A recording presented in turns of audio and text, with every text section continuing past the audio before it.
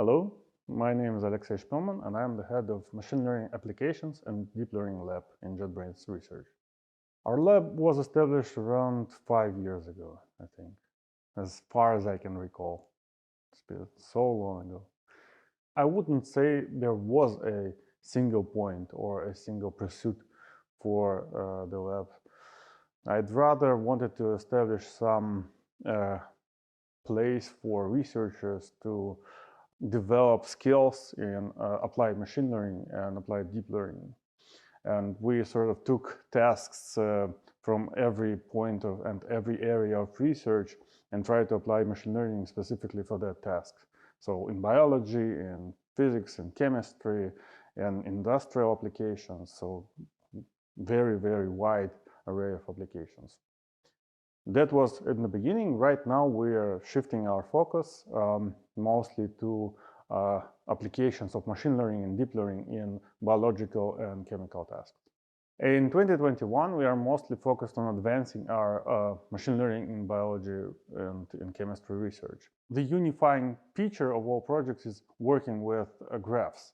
So for example, many biological objects, many biological systems can be described as graphs. For example, if you have let's say drugs, right, medicine, you can say that, okay, I have a graph of various drugs, various proteins in our body that drugs interact with, and drugs can interact with other drugs, right? So this effect is called polypharmacy, when two drugs interact. And we can create this whole graph, and the idea here is to predict new side effects and new joint side effects. For example, when a new drug is developed, you can predict by its properties what can be the possible joint side effects with other drugs. And that is one of the main area working with graphs, developing new models, new approaches for deep learning and machine learning to work with these kind of graphs. I guess the shifting of our focus towards biological projects occurred around 1.5 to 2 years ago. So we're just gearing up to publications, and we actually recently had our more significant publications in International Journal of Molecular Studies, which is a journal of the first quartile of Web of Science. It was done on the project for using very tricky machine learning and statistical methods to find out whether an organism, in that example it was mice, react to some pollutants present in low doses. So for example, when you have pollutants which are harmful compounds to a human or any other biological object or an animal or anything else, the problem is how do you evaluate a long-term effects of that, right? So in short term, for example, if I don't know, drench you with some pollutant, some acid, for example, you will feel your short-term effect, right?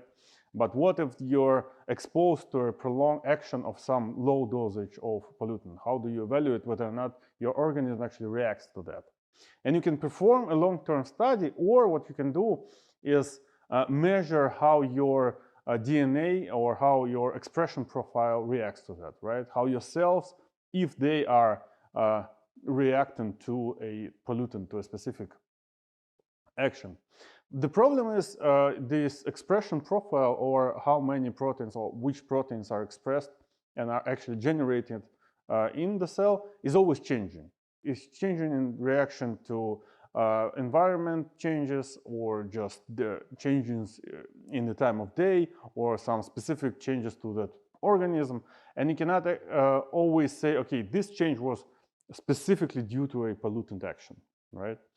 And if you have a gene expression profile, it's we call it a long data, not a big data, but a long data. So you have 40 mice, but you have thousands of features. Traditional methods of machine learning do not actually work with that sort of data, and you have to create tricks and specific experiments and specific applications to actually get from that chaos of data a signal of truth, sort of. So I would say that my primary role as a leader of the lab is to get the right people, and people passionate about science, and to get them working, to guide them through a research process, just to train them how to become from just a passionate person to a passionate researcher that applies the correct method and describes it so it can be published. And if you get the right people, then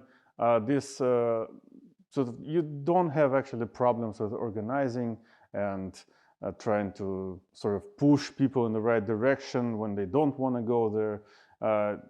The question is always to get the right people. If you get the right people, your lab will grow, it will extend, it will get more results, and it's always all about people. So initial idea was to just create some place where researchers can grow their experience in advanced applied projects in machine learning and deep learning. However, well, at some point you have to choose, right? So you cannot always pursue everything. So, and it was mostly, it depended on people, again, people. So when we get researchers that are more interested, for example, in biological data and are passionate about it, we build a group around them, right? So we built a direction and a group around that researcher, and it starts to grow. And if that research is talented and passionate and driven, then this research group will grow and this direction will flourish, right? If, for example, again, we get the passionate researcher and they start working on some direction, but then they lose interest, then the direction is lost as well, right? So it's, again, it comes to picking the best people and giving them a chance to grow. So now, instead of having this wide range, we sort of looked and scanned areas for different tasks, we are focusing on application of machine learning in biology and chemistry mostly, with a small group that is a new group right now that does research projects in multimodal data. So this data when, for example, texts and images are concerned simultaneously. If I am to describe our plans for 2022 in just one sentence, it would be more and better. And that's it. Just grow. We are sure in our direction. We just need to follow it.